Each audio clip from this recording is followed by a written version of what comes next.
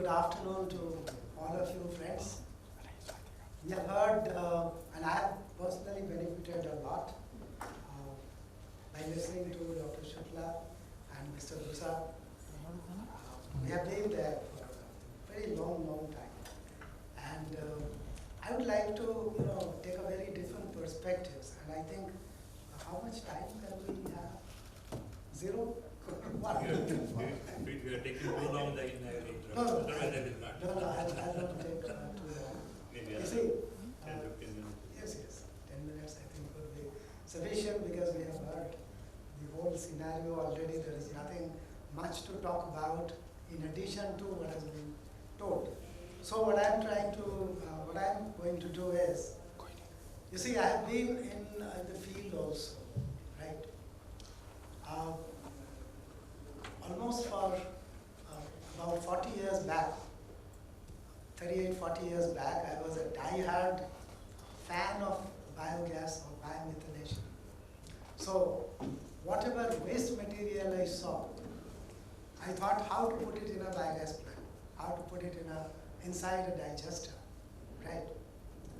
That passion, of course, has waned over a period of time. It has increased, it has decreased, things have happened. But why? I'd like to explain here. I'm not going to, speak about my frustration and my joy of working in this field. But in brief, why things are not picking up. You have already heard what is happening and the good words and whatever. I'd like to, because I was in the field also for at least 11 years after my retirement, which happened about 14 and a half years ago from the government sector. I have worked also in a private company, a large private company of waste management, where we were actually dealing with these things. Then I have also done financing for almost 11 years, 10 years of debt financing and 1 year of equity financing. So I know where it actually pinches. I'm going to tell you about that in short. Now, the whole scenario is not possible in one go in 10 minutes or so. So I'll just pick up one or two examples, right? So one example which comes to my mind, because when we are talking about big projects, we are talking big about galloping in this sector, we have to look at not only the large number of small plants, but also small number of large plants. Okay. No, it's Not clear, not clear. Not audible.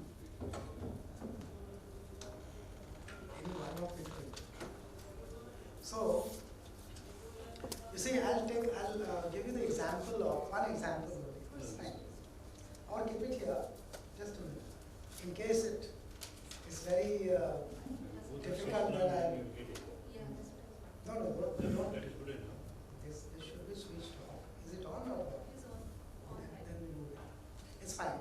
So I'll take only one example to illustrate my case. You see, our country has many numbers of sewage treatment plants, right? They are large plants. Delhi itself has 17 numbers of sewage treatment plants. A number of them have facilities for biogas production, right? Now it so happened that I was associated with an attempt to convert the biogas generated from one of those sewage treatment plants into CBG. So the generation was initially said to be about 1100 cubic meters per hour. Good potential. So we were very happy about it, very enthusiastic about it. And then we set to work on the DPR. So the DPR had to be revised because so many things were not there. So it had to be revised. And with every revision, as the DPR came closer to the ground, the price went up and up. So that is how it was. So ultimately the price which came up, wherein we could really put it on ground and produce CBG with a Swedish technology, which was about mine absorption, which produces with minimal leakage of methane. That means, because they are very conscious about the environment, so minimal leakage. Now, this process as such, with this, we plan to give the gas to IGL station, which was about 900 meters from the place where we were planning to put the bio-CNG plant or the CBG plant. 900 meters, okay, we are not very unhappy about it, but when we worked on the whole thing, we found that about 3 kilometers, that is 3,000 meters of pipeline would have to be there of various diameters, either for the gas or for raw gas or the CBG, water, wastewater, all kinds of things. The total pipeline was about 3 kilometers. Ultimately, we asked the IGL to give us a higher price, because in those days the price that was there, it was not feasible. So we requested them to give us the spot price. They said their rules and regulations didn't allow that. So ultimately, the project didn't happen. It had to be dropped.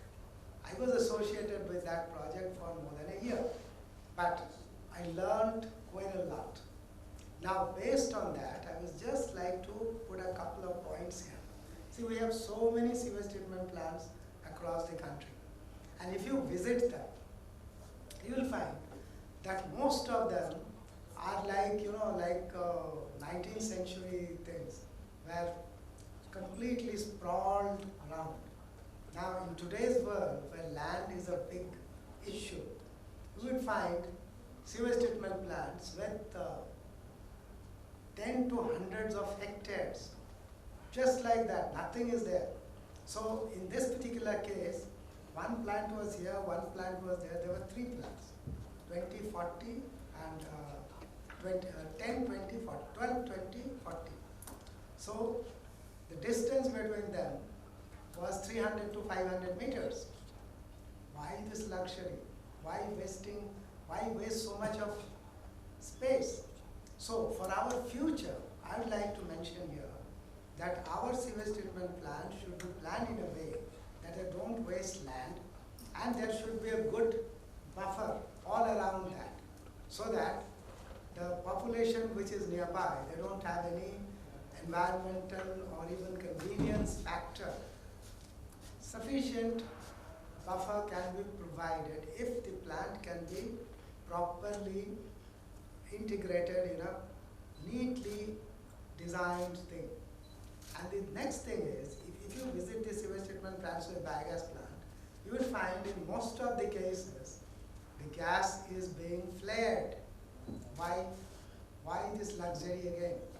So, right when the sewage treatment plant is being planned, it should be incorporated right there as to how the gas is to be utilized. If you are going by the anaerobic system, one can go for other systems also, like ASP for example. But if you are going for biomethanation, then why waste the gas? So right from the beginning, it should be integrated into the system. So 2 points. One is that the sewage treatment plant should be well-lit, designed in a well-lit manner, not wasting even, let's say, 10 square meter of land, but with sufficient buffer.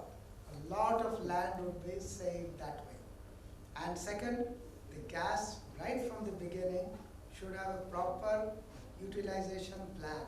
Otherwise, it's not going to work. Now, may I have some 4 or 5 minutes? Now let's come to the solid waste management, biogas from solid waste, municipal solid waste and other industrial waste.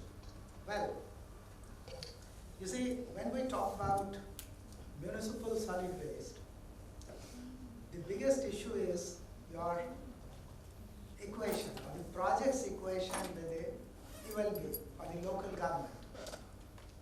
I have had n number of projects which have gone awry because there was something wrong somewhere, and as per the concession agreement, the kind of payment which was to go to the BOT operator didn't go on time.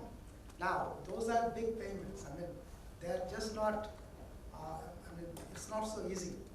And as Dr. Shukla also mentioned, the government subsidy of 1,500 per ton of compost.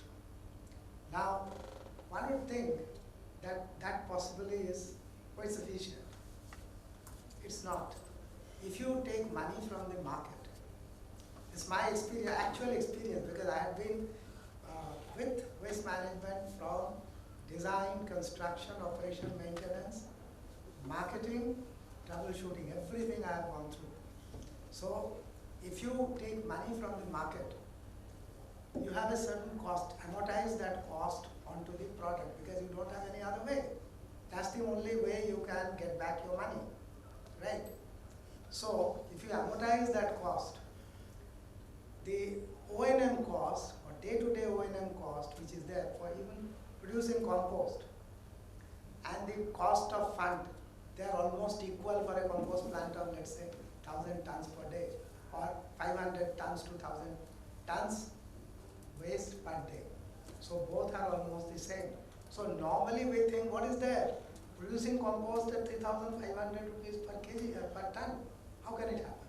But that is what tilts the balance. So let's keep in mind while making a project or thinking about a project, the cost of fund has to be there.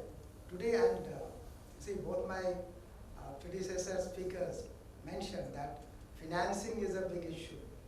It is. What I find is, after all these almost 3.5 decades, or rather 4 decades, that 2 issues are the most important thing. One is the comprehensive planning. If the planning capability of not only planning a project, but the capability to bring out a good comprehensive tender and also to look or examine the tender, that is one.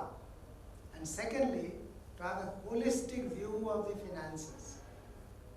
Where you are getting the finance from, what is the cost of fund, how and how much of amortized cost would be there at the end of the product line. So these are some of the issues, but these are doable.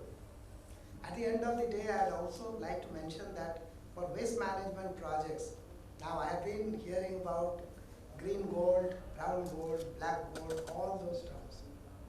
I think it is not gold. It can, because waste management cannot be on its own if you make it a standalone thing. Look across the globe. They are mostly standing on gate fee or some service charge or something. So we have to look at that.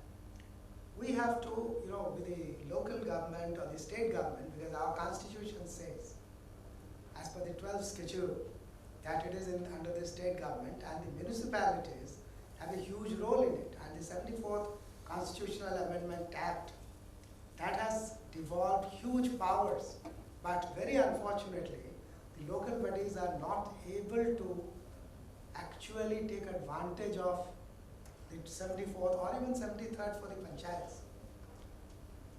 They are not able to take advantage of that, and the result is that all these projects, they come up and then gradually they vanish. Why? The project should be planned in a way that the last day, how it looks on the last day of the concession agreement, not on the date of commissioning. That should be the criteria. Whether while making the CA, the concession agreement or the planning or the bid, whatever, but the last day of the concession agreement should be our goal. Thank you very much.